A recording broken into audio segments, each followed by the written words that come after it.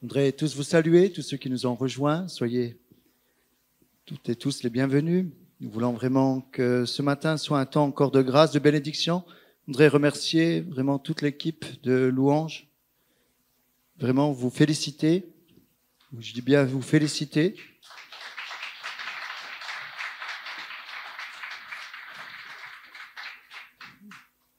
Tout simplement parce que j'ai vraiment ressenti ce matin que vous amenez l'Église à Jésus, que vous louez Jésus et qu'il n'y a rien d'autre derrière.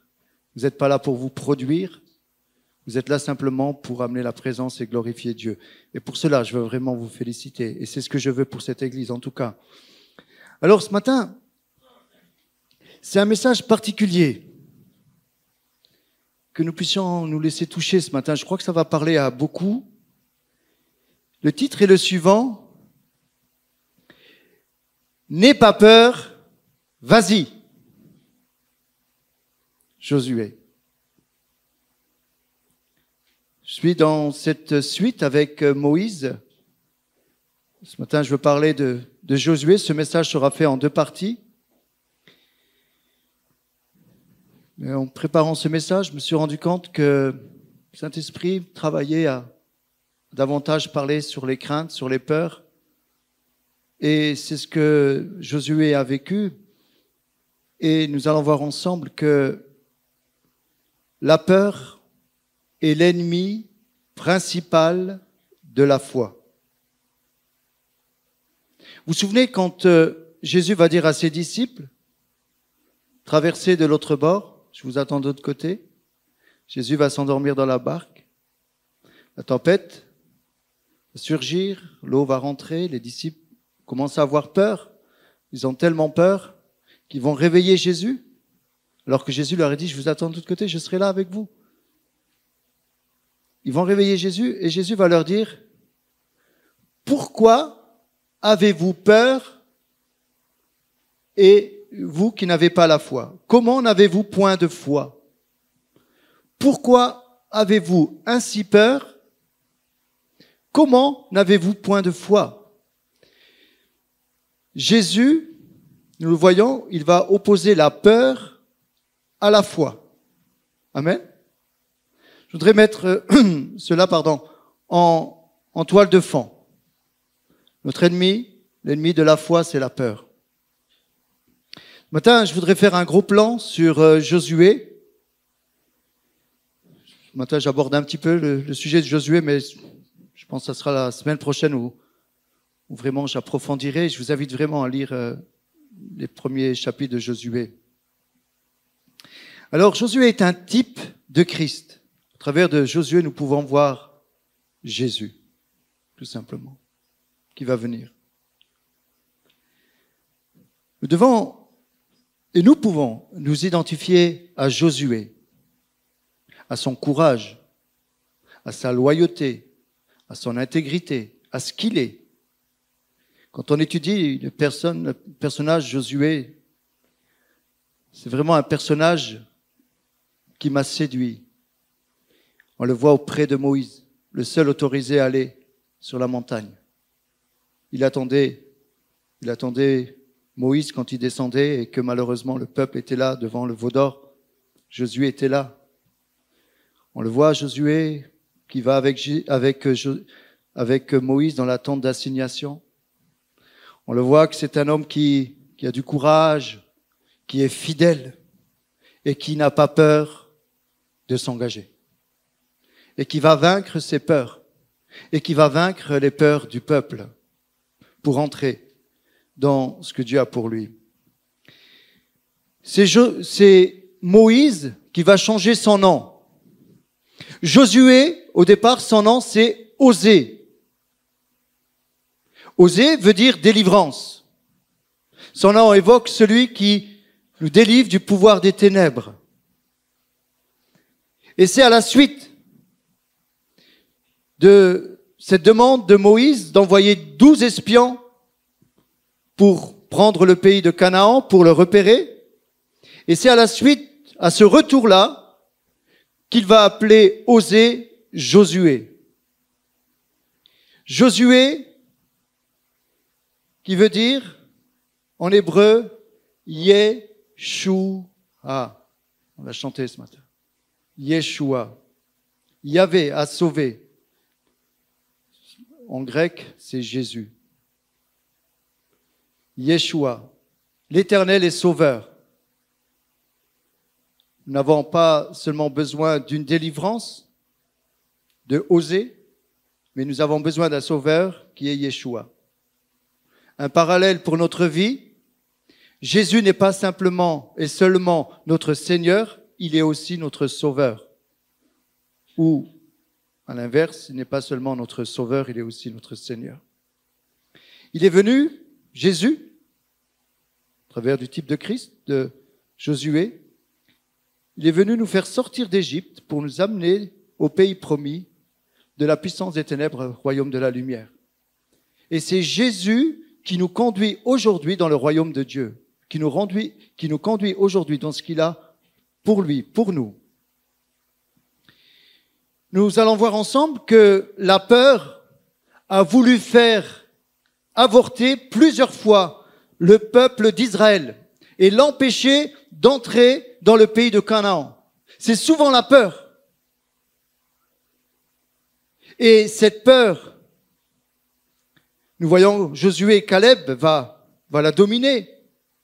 Mais cette peur va être communiquée, va exaspérer Moïse, je dirais, qui à cause de la peur du peuple, c'est lui qui va payer le prix, qui ne va pas aller dans le pays de Canaan. À cause de la peur.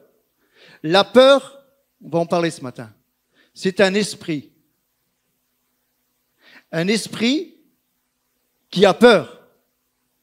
Et comme l'esprit a peur, c'est ça un esprit, un démon. C'est le démon de la peur. Donc, il a peur, c'est sa nature. Il a peur, donc il communique ce qu'il est, il communique la peur. Ça, des fois, on sent des atmosphères de peur, c'est parce qu'il y a un esprit qui est là. Comme l'esprit d'impureté, il communique l'impureté. Comme différents esprits, il communique ce qu'il sent. Je vais essayer d'aller plus loin. Donc, nous voyons le rapport des 12 espions. Moïse les envoie, Dieu dit, je vous donne ce pays de Canaan, il est pour vous. Vous allez le repérer, mais c'est là votre héritage. Dieu dit clairement, je vous donne le pays de Canaan. Moïse leur dit clairement, ce pays, Dieu vous le donne. Mais maintenant, vous, les 12 espions, un responsable par tribu, un souverain par tribu, vous allez aller repérer les lieux et nous faire un rapport. Donc ces 12 espions vont partir pendant 40 jours. Ils vont partir dans ce pays de Canaan et voilà qu'ils vont voir ce qui se passe, mais ils vont pas faire le rapport comme Dieu l'avait demandé. On va lire cela, si vous voulez, dans Nombre 13, versets 25 à 33. Si tu veux l'afficher. Nombre 13, 25 à 33. Donc ils reviennent, ils furent de retour de l'exploration du pays au bout de 40 jours. À leur arrivée, ils se rendirent auprès de Moïse et d'Aaron et de toute l'assemblée des enfants d'Israël à Kadès, dans le désert de Paran. Ils leur firent un rapport, ainsi qu'à toute l'assemblée, et ils leur montrèrent les fruits du pays. Voici ce qu'ils racontèrent à Moïse. Nous sommes allés dans le pays où tu nous as envoyés. À la vérité, c'est un pays où coule le lait et le miel. En voici les fruits. Il avait amené une grosse grappe, il l'a portée à 2, tellement elle était énorme. Mais, quand on commence à dire mais, attention, mais, j'ai peur, mais le peuple qui habite ce pays est puissant. Les villes sont fortifiées, très grandes. Nous y avons vu des enfants d'Anak, ils étaient géants. Les Amalécites habitent la contrée du Midi, les Étiens, les Jébusiens, les Amoréens habitent la montagne, et les Cananéens habitent près de la mer le long du Jourdain. Caleb firent taire le peuple qui murmurait contre Moïse, et il dit, montons, emparons-nous du pays, nous y serons vainqueurs. Amen. Voilà leur rapport. Moïse avait dit, vous verrez les entrées du pays, on n'a pas le temps de tout lire, vous pourrez lire. Il va lui donner ce qu'ils doivent repérer comme lieu, tout ce qu'ils doivent faire, et ils vont simplement s'arrêter sur certaines choses. Et voilà ce que je retiens au travers de ce résumé de leur rapport. Ils sont 12, il y en a 10 qui ont peur. Et la peur va les amener à faire un rapport où ils vont contaminer tout le peuple et leur faire peur. Il y en a 2 qui ont la foi, il y en a 10 qui ont peur. La peur se communique plus facilement que la foi. La peur fait grossir l'ennemi et nous diminue. La peur nous fait dire des choses sans fondement. Comment les espions pouvaient savoir que la proportion de peur était 100 fois plus à leurs yeux, mais aussi, nous étions à nos yeux et à leurs yeux comme des sauterelles. Donc, la peur de ces 10 espions va aller dans les pensées des géants d'Anak. La peur nous perturbe, nous fait délirer, parfois. La peur nous fausse la vision des choses. Nous étions à leurs yeux comme des sauterelles. Une sauterelle, c'est à peu près 3 cm. D'accord? Les géants d'Anak, c'était à peu près, on va dire 3 mètres. Goliath faisait 2,90 m à peu près. Donc, ce qui veut dire 100 fois plus. Ce qui veut dire, écoutez le rapport, je le fais d'une façon moderne. Ils étaient à nos yeux comme des tours Eiffel. 312 mètres. 100 fois plus. Ils vont grossir le tableau. Nous étions à nos yeux comme des tours Eiffel. Il y avait des tours Eiffel partout. Nous, on était tout petits, tout petits, tout petits. La peur te diminue. La peur fait grossir l'ennemi. La peur te donne une mauvaise vision de ce que toi tu es et une mauvaise vision de ce qu'est le diable. N'oublions pas, nous avons un grand Dieu et un petit diable. Le diable, c'est une créature qui est vaincue et bientôt, l'enfer est fait pour lui, il ira en enfer. Et nous avons ce pouvoir aujourd'hui de vaincre l'ennemi de nos âmes. Pourquoi? Parce qu'il a été vaincu à la croix. Nous ne prions pas pour la victoire. Nous prions à partir de la victoire de la croix. Les choses sont différentes. Est-ce que vous comprenez? Tu es plus que vainqueur. La peur va diminuer. La peur fait parfois aller nos pensées, nos analyses de situations erronées et amène de mauvais jugements, de mauvaises interprétations. Mauvaise interprétation des choses et aussi des personnes. La peur fait oublier les promesses de Dieu, les promesses de foi. Pourtant, Moïse avait dit que Dieu leur donnait le pays, mais ils ont été impressionnés. Ils ont eu peur. Et Josué et Caleb vont dire, mais non, emparons-nous du pays. Vous avez gardé. Josué était au pied de Moïse. Il avait pris de l'esprit qui était sur Moïse. Il n'avait pas encore été consacré là. C'est après qu'il va devenir, c'est dans le prochain message. Là, il est simplement un espion. Il n'est pas encore le successeur de Moïse. Si tu veux aller plus loin dans l'œuvre de Dieu, commence à suivre les responsables. Commence à suivre le Saint-Esprit fidèlement, loyalement. Et ensuite, je peux te dire une chose. Le Saint-Esprit va te prendre et va te qualifier lui-même. Je vais aller plus loin ce matin. Vraiment, mon désir, ce serait de vous encourager ce matin. À être plus fort, à vaincre vos peurs, vos craintes.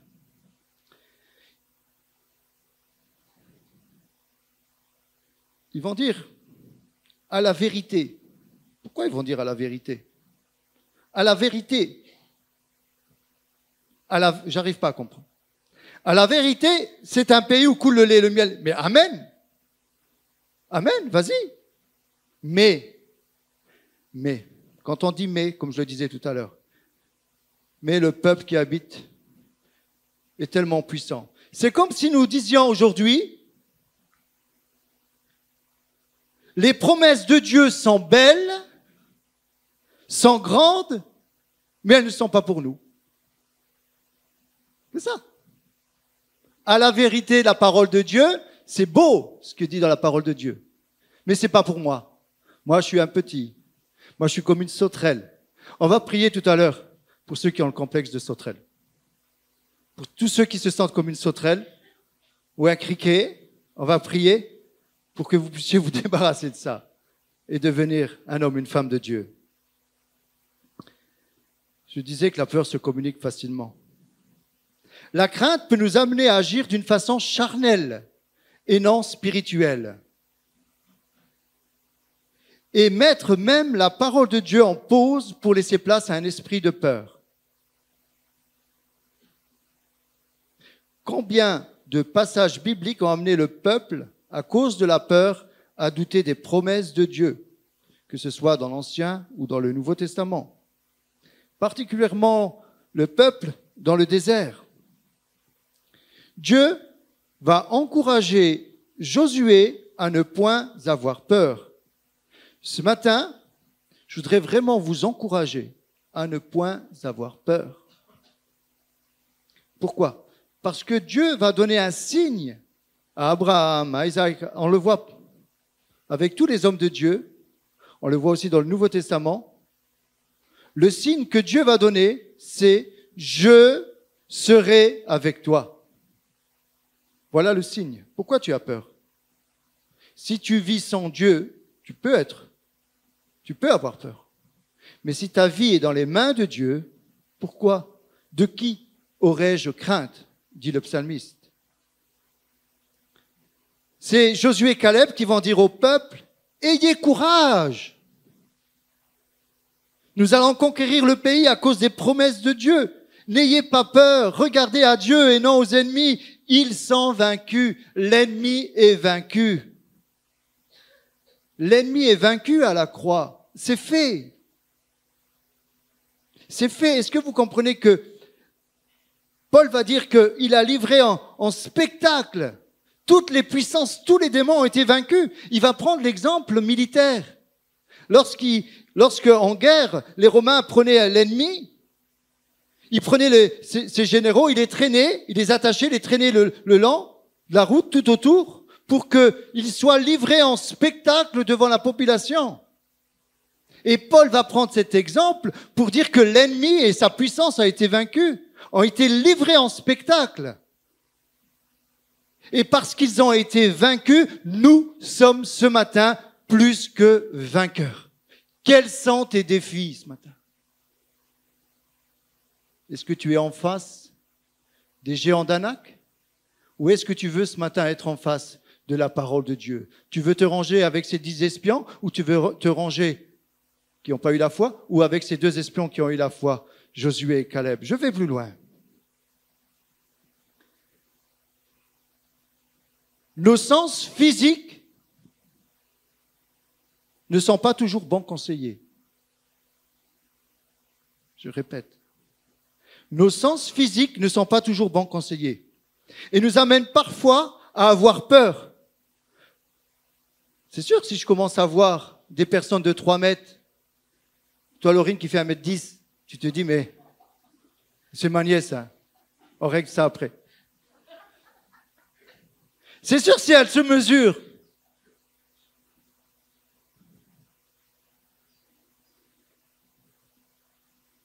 J'en étais où là?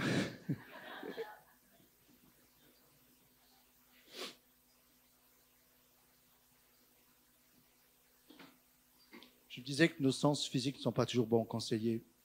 On va commencer à voir quelque chose avec nos yeux, on va avoir peur. On va commencer à entendre de nos oreilles certaines informations. Écoutez, si je vous dis, il y a une grosse épidémie qui vient, le Covid, je vais l'appeler le Covid-20. J'invente. Ça va chauffer. Il va avoir le Covid-20. Il va avoir des morts partout. Si vous... Bon, je ne vais pas plus loin, mais c'est pour vous dire. Je ne parle pas de vaccin, je ne parle pas de complotisme, je parle de rien. Je donne un exemple. Si je vous dis, ça va chauffer, il va y avoir une grosse guerre, sentiment de peur qui commence à venir, n'est-ce pas? Si je vous dis, il va y avoir une crise de chômage, oh, si les médias s'y mettent le paquet, parce que je crois que quand même, il faut quand même dire les choses, parce que l'on entend, nos sens réagissent. Nos sens physiques, ce que nous entendons, ce que nous voyons, va dicter nos façons d'agir. Ce que tu entends peut te conditionner. Est-ce que ce matin, sur quelle fréquence tu es branché? Est-ce que tu es branché sur la fréquence de Dieu ou si tu es branché sur la fréquence du courant de ce monde, des médias? Je ne dis pas que les médias disent tout faux, hein, mais des fois ils disent aussi des choses vraies, qui ne sont pas en tout cas dans le cœur de la réalité, mais voilà, c'est toujours bon de rester informé quand même. Avant de développer quelques passages, il est important de bien identifier ce qu'est la peur pour pouvoir l'assujettir et la vaincre. Il y a différentes peurs, certaines que nous subissons, d'autres que nous dominons, et on a besoin de les assujettir. Par exemple, il y a certaines peurs, vous êtes sur l'autoroute, il y en a qui vous fait une queue de poisson, vous devez piler et vous avez un coup de peur. On doit les gérer. Moi, ça m'est arrivé une fois. J'ai compris une chose. Vous savez, la Bible a dit prier sans cesse. Si tu es toujours en relation avec Dieu, quand tu roules, tu pries. Tu es face à un danger, tu es déjà en prière.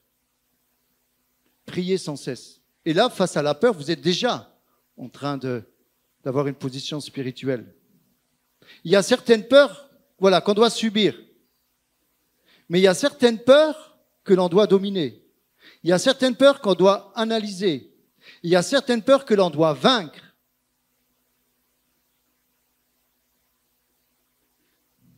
Alors, il faut faire quand même attention avec, et là je voudrais différencier la peur avec la crainte de Dieu. Quand on parle de la crainte de Dieu, c'est pas la peur. Quand on parle de la crainte de Dieu, c'est le commencement de la sagesse, nous dit la Bible. Cette crainte n'implique pas forcément la peur, mais plutôt une crainte révérencieuse de Dieu pour sa puissance, sa gloire et pour ce qu'il est. Cette bonne crainte va nous amener dans une vie glorieuse. Comme je le disais, nous pouvons voir dans la parole de Dieu que la peur va dicter des comportements.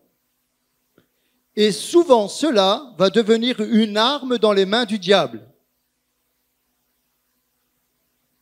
On retrouve cela dans la parole de Dieu.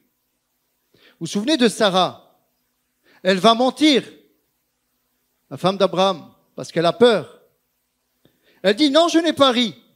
Quand l'ange lui a dit qu'elle enfantera un fils dans la vieillesse, on va le lire dans Genèse 18, de 9 à 14. La peur va dicter des comportements. La peur est une mauvaise conseillère. Pour cela que des fois, il y a un barrage de police, il y a un délit de fuite, la personne est arrêtée, elle est au tribunal. Mais pourquoi vous avez fait ça? J'ai eu peur. Ah bon, tu as eu peur? Alors pourquoi tu t'es barré? J'ai eu peur parce que j'avais pas de permis, j'avais pas d'assurance, j'étais en infraction. Forcément, si tu es en infraction, tu auras peur. Donc après, ça, c'est différent. Alors ils lui dirent, où est Sarah? Donc c'est les anges. Où est Sarah, ta femme? Il répondit, elle est là dans la tente. L'un d'entre eux dit, je reviendrai vers toi à cette même époque, et voici Sarah, ta femme, aura un fils. Elle est âgée, hein? Sarah écoutait à l'entrée de la tente qui était derrière lui. Abraham et Sarah étaient vieux, avancés en âge, et Sarah ne pouvait plus espérer avoir des enfants. Elle rit en elle-même, en disant, maintenant que je suis vieille, aurais-je encore des désirs? Mon Seigneur est aussi vieux que moi. L'Éternel dit à Abraham, pourquoi donc Sarah a-t-elle ri? A-t-elle ri en disant, est-ce que vraiment j'aurai un enfant, moi qui suis vieille? Écoutez, c'est pour chacun d'entre nous ce matin. Y a-t-il rien qui soit étonnant de la part de l'Éternel? Y a-t-il rien? La main de l'Éternel n'est pas trop courte. Au temps fixé, je reviendrai vers toi à cette même époque et Sarah aura un fils. Devant ton défi, vous savez, le peuple, Josué, il va même prendre la défense de Moïse. Il va vouloir faire quelque chose. Le peuple, maintenant, il a faim. Il veut de la viande. Le peuple veut de la viande. Il va crier à Moïse. Qui c'est qui essaie de m'endormir? Bon, ben, si je dors, tant pis pour vous. Hein. Si vous mettez une berceuse.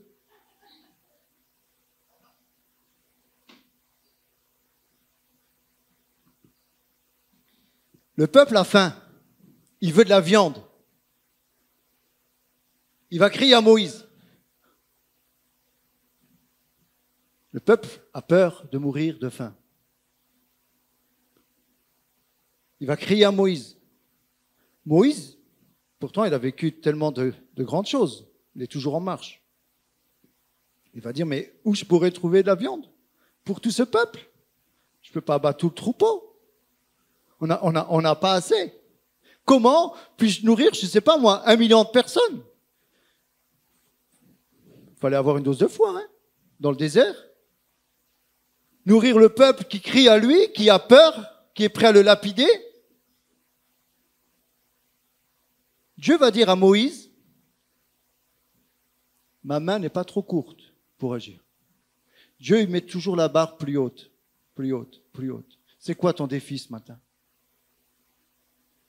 Vous voulez être agréable à Dieu?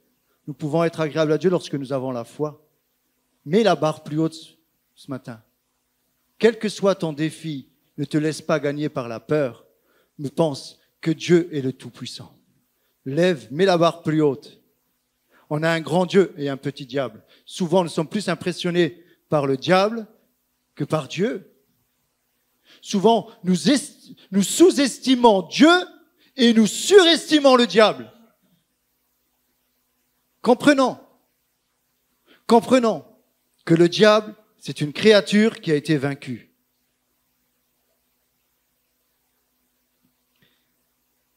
La peur est l'une des armes les plus redoutables que l'ennemi utilise pour nous empêcher d'accomplir la mission que Dieu veut nous confier. La peur est l'une des armes les plus redoutables que l'ennemi utilise pour nous empêcher d'accomplir la mission que Dieu veut nous confier. La peur peut amener même le reniement. On le voit avec Pierre. Je ne le connais pas, Jésus. Pourquoi? Parce qu'il avait peur. Ensuite, lorsque le Saint-Esprit a été répandu à la Pentecôte, là, il n'a plus peur. Là, il témoigne clairement. Est-ce que ce matin, tu as peur de parler de Jésus? Regardez autour de vous. Il y en a qui n'ont vraiment pas peur de parler de ce qu'ils croient, de leurs croyances, même si c'est farfelu. Parlez avec quelqu'un qui croit aux extraterrestres. Quand vous avez fini de parler avec, vous avez mal au crâne. Tellement il croit aux soucoupes volantes et tout ce qui va avec. Nous devons croire et pas avoir honte de dire que ce Jésus a charmé nos cœurs, qui vit en nous, qui est présent dans nos vies.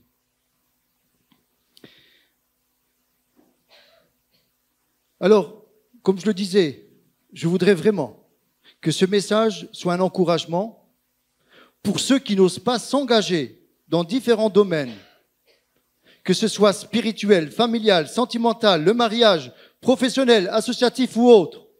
Souvent, il y a un manque d'engagement parce qu'il y a une peur de ne pas y arriver.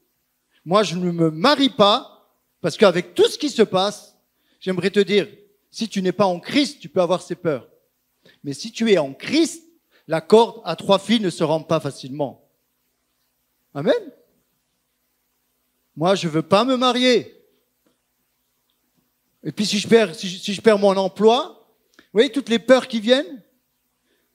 Et puis avec le climat, il y a tellement de peurs. C'est comme si l'ennemi voudrait nous empêcher d'avancer, de nous tenir liés, prisonniers. Je me souviens de ce témoignage, vaguement, mais c'était une personne qui était dans le bâtiment, qui était vraiment capable.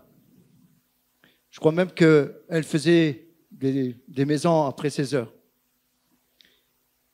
Lui, il voulait prendre une maison ou en construire une de ses propres mains, mais sa femme n'a jamais voulu parce qu'elle avait peur des crédits.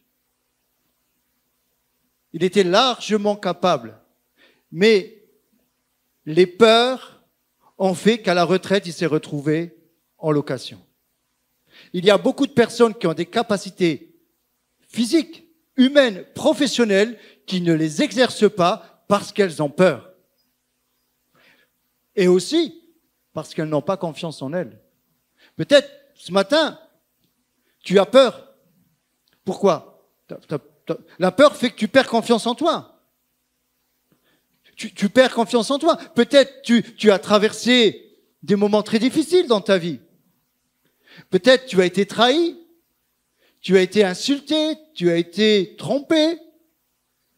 Peut-être on a fait des choses sur toi, où tu te sens sale, où tu te sens indigne, où tu te sens diminué, où tu as perdu confiance en toi et tu as perdu confiance en les autres. Ce n'est pas parce que tu as été trahi que tu seras toujours trahi. Ce n'est pas parce que tu as vécu des choses très difficiles que tu vas être marqué à vie. Non, c'est faux. Ta vraie identité en Christ, si tu l'acceptes dans ta vie, ta vraie identité en Christ, tu es parfait, tu es parfaite, tu es saint, tu es sainte. Ta vraie identité en Christ, c'est ça le baptême. Tu meurs avec lui, ton ancienne vie meurt, tu renais avec lui. Et c'est ça ta vraie identité, tu es comme Jésus. Tu es Yeshua. Tu es un petit Christ. Peut-être tu sors d'une épreuve. Tu dis, mais comment je vais rebondir? J'aimerais te dire, tu peux rebondir avec la parole de Dieu. Parce que Dieu est celui le premier qui va t'encourager et qui va te dire, n'aie pas peur. Beaucoup de passages dans la parole de Dieu nous parlent de ne pas avoir peur. Aie confiance, n'aie pas peur. Beaucoup de passages nous parlent de cela. Alors, il y a tellement de peurs qui veulent nous gagner. Il y a, je vais en citer quelques-unes, il y a la peur de l'avenir. Peut-être certains ont peur de maladies inconnues, peur de la moquerie des autres, peur de la persécution, on a peur du lendemain. Il y a la peur de quand dira-t-on, si je m'engage avec Jésus, peur de parler en public, peur de finir notre vie seule, peur de ne pas arriver à marier nos enfants ou nous-mêmes, peur de ne pas trouver l'âme sœur pour nous marier. Il y a aussi une autre peur, c'est la peur des autres, qui bien souvent nous est communiquée. J'appelle ça la peur par ricochet. Vous savez, au foot, si vous voulez, pour ceux qui connaissent un peu le foot, je sais que les dames aussi connaissent le foot, et ma femme, je sais qu'elle était à fond à l'époque, pour l'équipe de France. Bon, elle connaît, alors je vais parler à ma femme ce matin. Si par exemple, tu veux une touche ou un corner, tu prends la balle. Chérie, là, je t'affiche. Hein. Bon, Mario, on a joué ensemble.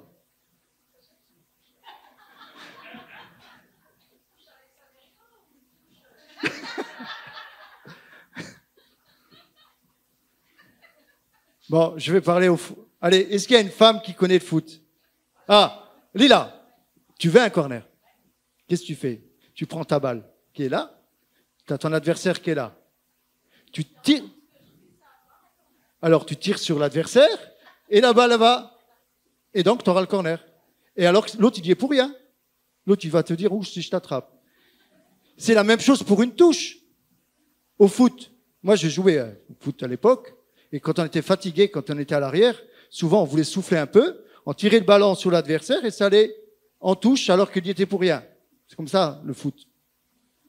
Et la peur, c'est un peu dans le sens-là. La peur nous est communiquée et à cause des autres, c'est nous qui avons peur. C'est souvent comme ça que ça se passe. D'ailleurs, ce rapport des 10 espions, c'était ça en réalité. Mais si vous analysez le rapport des 10 espions, c'est grave. À cause de ce rapport de 10 personnes qui ont eu peur, qu'ils ont communiqué au peuple, 40 jours, pourtant qu'ils ont été voir pour repérer les lieux, Dieu va donner le jugement en disant 40 jours, ce sera 40 ans dans le désert. Pourquoi? Parce que vous avez eu peur. Vous n'avez pas tenu à ma parole. Donc la peur des 10 espions sont lourdes de conséquences. La peur des autres peut être lourde de conséquences dans ta vie. Fais partie, ce matin, des hommes, des femmes de foi. Alors je le disais, il y a différentes peurs qui sont là. Je ne voudrais pas aller trop loin ce matin. Souvent, il y a aussi la peur de l'échec. On a peur de ne pas y arriver et qu'on se moque de nous. Ce matin, je voudrais te dire, sans te viser, n'aie pas peur. Ose aller. Ose dans tes études, dans ton engagement professionnel, dans ce que tu veux faire. N'aie pas peur. N'aie pas peur. Pourquoi? Tu peux avoir peur si tu n'es pas en Christ, mais si tu es avec Jésus, c'est Jésus qui s'engage avec toi. Je serai avec vous jusqu'à la fin du monde. Vous savez, je ne dis pas ça comme ça. Je l'ai vécu. On l'a vécu avec la société. Quand on a commencé la société, toute petite parenthèse, pour donner gloire à Dieu, hein. Quand on a commencé la société, c'était une menuiserie. Il fallait plus de matériel que pour un peintre. Un peintre, il prend une échelle et un pinceau. Un menuisier, il lui faut tout un arsenal. On devait commencer la société. J'avais des contrats signés. Mais comme la société tardait à venir, les clients m'ont dit il faut vite, vite, parce que je dois commencer mon activité. J'ai un peu précipité les choses. J'attendais que la banque me donne l'accord. J'avais vraiment un dossier, comme on dit, en béton. Et voilà que juste avant de commencer, la banque me dit non, on ne vous suit pas. J'avais besoin à peu près de 100 000 euros. Bon, on va dire un peu moins, même 80 000 euros. On a dû commencer, et je remercie mes enfants qui étaient vraiment à mes côtés, bien sûr mon épouse, mais mes enfants qui étaient avec moi dans la société. Je ne leur ai pas communiqué ma peur. Je me suis dit, Seigneur, je suis devant une situation où j'y suis pour rien. Je n'étais pas insensé, vous voyez. La Bible dit calcule la dépense avant de construire. Je dis, mais comment je vais faire? J'étais engagé. Et par la grâce de Dieu, j'essaye d'être un homme de parole. Quand je dis à quelqu'un que je m'engage envers toi, je le fais. Et que Dieu me garde d'être comme ça. Et je me suis retrouvé, il fallait la camionnette, il fallait l'outillage, il fallait ça. J'étais dans une situation où je voyais d'un côté la peur essayer de m'écraser, et de l'autre côté ma foi qui me disait « aie confiance en Dieu ». Vous savez, quand on est devant, et je parle à ceux qui ont des entreprises, vous savez ce que c'est, hein? Quand on a la TVA à payer, quand on a tout ça à payer, on rigole pas. Et eux non plus, surtout. Parce que nous, on peut rigoler, mais eux, ils rigolent pas. Comme je le disais la dernière fois, je donnais l'exemple, il y a 2 loups, hein, qui vont s'affronter. Lequel va gagner? Je disais tout simplement, c'est le loup que tu vas nourrir le plus. Tu as le loup de la foi et le loup de la peur. Si tu nourris la peur, c'est la peur qui gagne. Si tu nourris la foi, c'est la foi qui... Je vous assure, et je ne suis pas en train de faire ce qui m'a tenu, et ce qui me tient encore aujourd'hui, c'est ma relation avec Dieu. C'est que je venais, pas voir les banquiers, mais je venais voir mon Dieu pour lui demander de l'aide. Encore aujourd'hui. Combien de fois on s'est retrouvé dans des situations où quand la peur voulait venir, c'est comme si je mettais un arrêt là, un bouclier, on dit attends, je veux d'abord consulter mon Père. Et je venais consulter mon Dieu et j'avais la réponse. Ça fait 8 ans, c'est difficile d'avoir une société aujourd'hui. Ça fait 8 ans On peut demander à Alexandre. C'est à la fin du mois que nous avons l'argent pour les salaires. Ça fait 8 ans. On vit par la foi. Et je me suis rendu compte que je suis plus efficace quand je suis dans la prière que de courir à droite et à gauche. Mais je cours quand même, hein. J'ai acheté des baskets pour ça. Comprenant que nous-mêmes, nous sommes amenés à faire des actes de foi. Mais mes regards sont fixés sur Jésus qui a ouvert la mer Rouge. Sur quoi sont fixés tes regards? N'aie pas peur, quel que soit ton défi. Que ce soit professionnel, sentimental. J'aimerais te dire, construis avec Jésus. Oh là là, Yeshua. Je suis charmé. Ce matin, mon cœur est fendé devant ce chant. Vous savez, si je suis là, c'est vraiment par amour. On ne m'a pas pris la tête. Je ne suis pas rentré dans une secte. Si je suis là, c'est qu'un jour, j'ai fait une expérience d'amour avec Jésus. Et aujourd'hui, il est là. Il est là. Que peut me faire un homme? Que peut me faire? Va dire. Et David va dire, même si je traverse la vallée de l'ombre de la mort, je ne crains aucun mal, car tu es avec moi.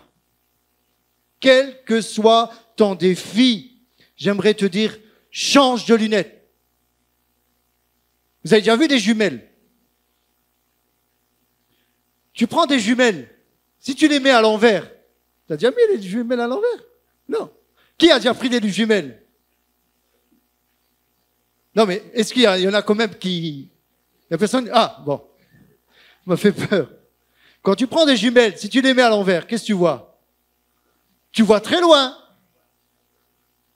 Si vous faites l'expérience en rentrant. Si vous prenez les jumelles, vous les mettez pas du bon sens, vous allez voir, c'est très très loin. Alexandre, il est très très loin avec ma petite fille. Ils sont très très très loin.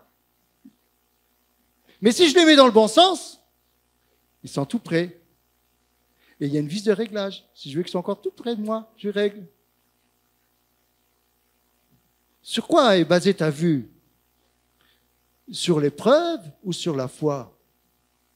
Il y aura toujours des épreuves. Mais j'aimerais te dire que dans l'épreuve, Jésus nous assure qu'il est avec nous. Alors, des fois, on peut avoir peur parce qu'on n'est pas dans le plan de Dieu.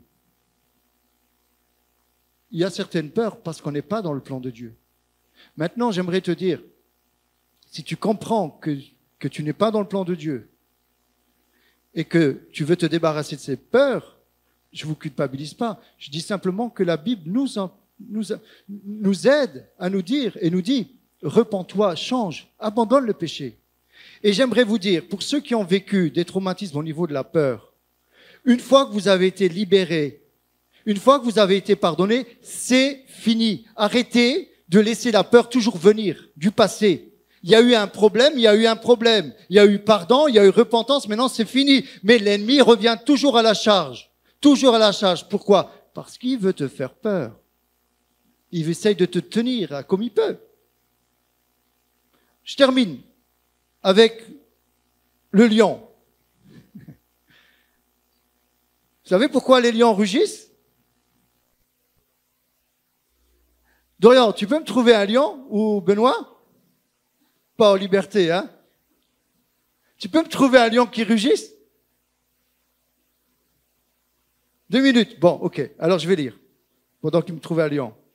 Il y en a à Amnéville, pas loin, hein? Alors, le rugissement d'un lion est également une démonstration de force et d'autorité destinée à intimider ses rivaux et ses proies potentielles.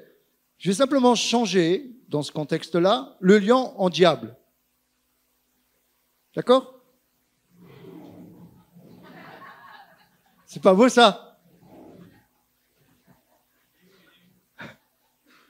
Vas-y, tu peux le mettre. Hein. Mais trouve-moi maintenant... Hein? Oh, vache. Franchement, vous n'avez pas peur? Eh, s'il serait en vrai, hein? Hein? Il y aurait un bouchon à la porte, hein? Mets-moi une photo d'un beau lion, là.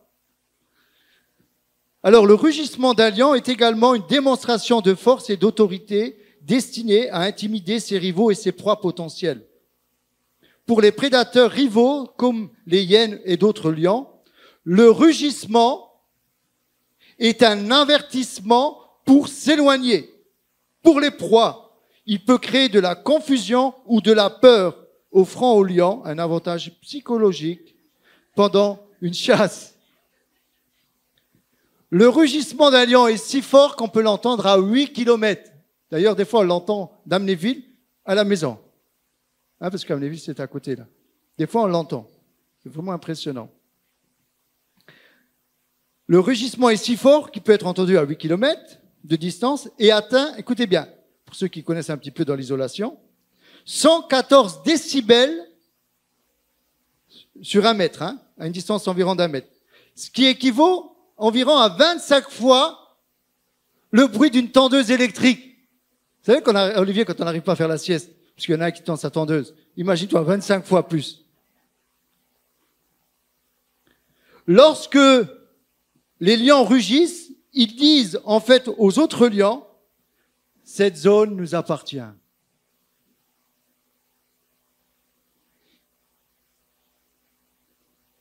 Lorsque le lion... Alors, voilà comment il fonctionne le diable. Comme il a perdu son pouvoir à la croix, mais il n'a pas perdu sa voix. Il va rugir. Et dans la nature, on le voit. Vous savez que ce n'est pas les lions qui vont chasser, principalement, c'est les femelles. Mais il est malin celui-là, hein. Il envoie sa femme au boulot, ouais. Franchement. Alors lui, il dort, il est en retraite, il est allongé, il a l'arthrose, il lui manque des dents, il a une canne, il est grippé, mais quand il rugit, et quand il rugit, les gazelles sont tétanisées. Et les lionceaux, il fait comme ça le lion parce qu'il arrive à siffler. Allez, à l'attaque. Et vous voyez tous les lionceaux, les femelles attaquer, et ils vont se jeter sur leur proie. Voilà comment travaille le diable. La Bible parle du lion rugissant. C'est pas pour rien. Voilà comment travaille le lion rugissant. Il veut vous faire peur pour vous empêcher de bouger, de rester tétanisé et vous empêcher. Et pour vous manger. Pour vous manger, la Bible dit. Le diable, on le retrouve dans Jean 10, le voleur ne vient que pour dérober, égorger et détruire. Moi, je suis venu afin que mes brebis aient la vie et qu'elles soient dans l'abondance. Comprenons, au travers de cet exemple du lion, que le lion veut faire peur.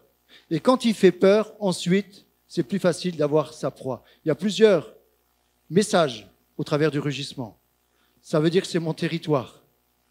Canaan, c'est le territoire de l'ennemi. Dieu dit non, non, non, c'est le territoire des enfants d'Israël. Quand le lion veut rugir dans ta vie, c'est pour te dire, reste là, n'y va pas plus loin. Ne t'engage pas avec Dieu. Ne t'engage pas dans le service. Reste là. Et si tu veux y aller, il va essayer de te faire peur. Il va s'approcher de toi pour te faire peur. Il veut marquer son territoire. Quand le lion rugit, c'est parce qu'il veut marquer son territoire par rapport aux autres. Dire voilà, ça c'est ma zone. C'est ma zone de combat. J'aimerais vous dire, c'est ce que le diable veut faire avec chacun d'entre nous. Il veut nous dire, Dieu va dire, tout lieu que foulera la plante de tes pieds, je te donnerai. Et le diable, il dit, non, non, non, c'est déjà à moi. Non, non, il y a les géants d'Anak. Non, non, non, non, les tours Eiffel, là. On va prendre la tronçonneuse et on va les dire. Ce sera le prochain message avec Jéricho. Comprenons que ce matin, et c'est vraiment un encouragement pour ceux qui ont encore des craintes, quelles que soient les craintes que vous avez au plus profond de vous-même, j'aimerais vous dire que vous pouvez vaincre ces craintes par la foi. L'ennemi de la foi, c'est la peur. L'ennemi de la peur, c'est la foi. Amen. Amen. On va prier. Père, on dirait aux musiciens de s'approcher. Père, nous sommes là devant toi ce matin et nous voulons vraiment que tu nous aides, Seigneur, à être plus que vainqueurs, parce que nous le sommes en toi. Alors ce matin, Père, nous te demandons ta grâce. Nous te demandons, Seigneur, tout simplement, de nous donner de prendre les victoires dans les domaines de peur, quels qu'ils soient, que ce soit pour recevoir les papiers, comme nos sœurs qui sont en attente des papiers, que ce soit, Seigneur, la crainte, comme je l'ai énuméré tout à l'heure, mais quelles que soient les craintes, Seigneur, ce matin, nous te demandons de nous venir en aide. Seigneur, nous ne sommes plus esclaves de la peur. Nous ne sommes plus esclaves de la peur parce que nous sommes tes enfants. Ce matin, je voudrais quand même prendre un peu de temps. Ceux qui doivent rentrer, vous rentrez. Mais pour ceux qui désirent prendre des victoires et vaincre vos peurs, on va prier avec les responsables. Je demanderai à Olivier, Henri et Mario. On va se tenir là et on va prier pour tous ceux qui veulent prendre une victoire, tous ceux qui se sentent peut-être encore un peu esclaves ou tenus, quelles que soient vos peurs, peur de l'avenir et autres. Peut-être tu as peur du lendemain. Ne vous inquiétez de rien, me dit la Bible. Amen.